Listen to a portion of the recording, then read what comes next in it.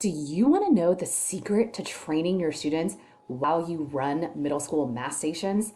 Running stations in your classroom can feel super chaotic, and if you are thinking about how it could possibly be a dumpster fire, because if you're wondering how the heck do you run stations with 30 plus kids and there's only one of you, well, this video is for you. If we don't already know each other, my name is Kathy Martin, and I'm the creator of the Pre-Algebra Teachers Middle School Math membership. We are your one-stop shop for everything you need to teach 6th, 7th, 8th grade and Algebra 1 math. I'm going to be sharing with you the secret to training your students when you are using math stations in your classroom. Okay, so first secret number one, are you ready? You want to set the expectation of quality of work. How do you want task cards to be completed? How do you want those textbook pages to be completed?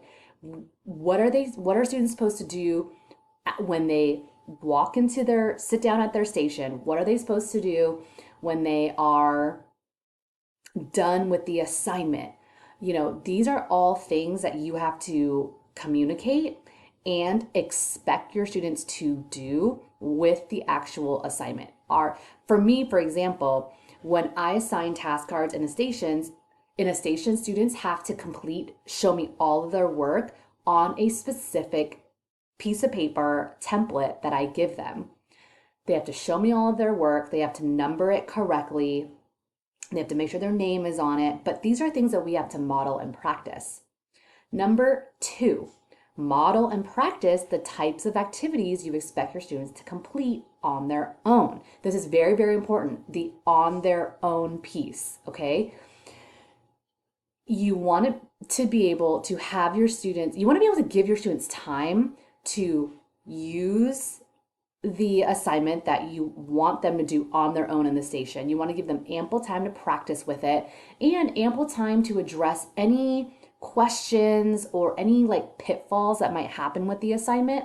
So if you're using something on the internet, for example, if you're using technology, and you have students and the system glitches, okay? Because technology, that is to be expected. Sometimes technology just doesn't work, right? What are they supposed to do when that happens? And you can address that with everybody.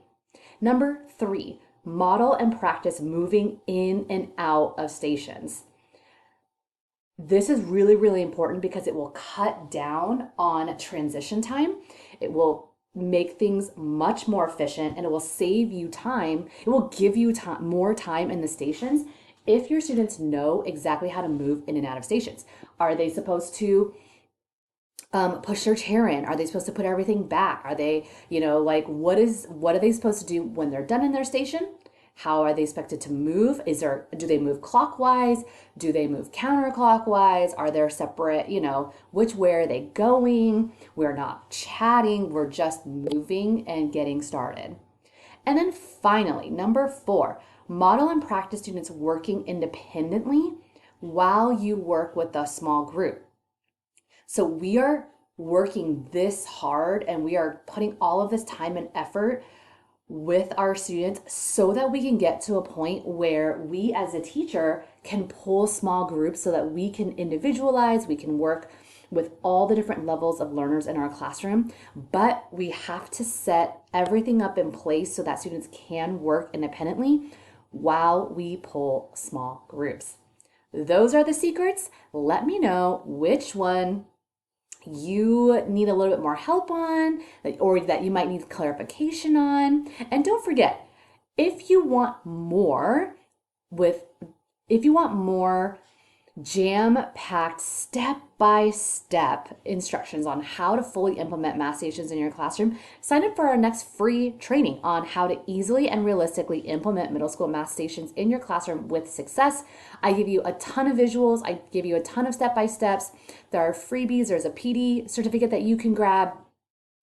It's jam-packed and will get you going successfully so that you can really utilize this game-changing classroom strategy that will close those learning gaps and allow you to reach all of your learners.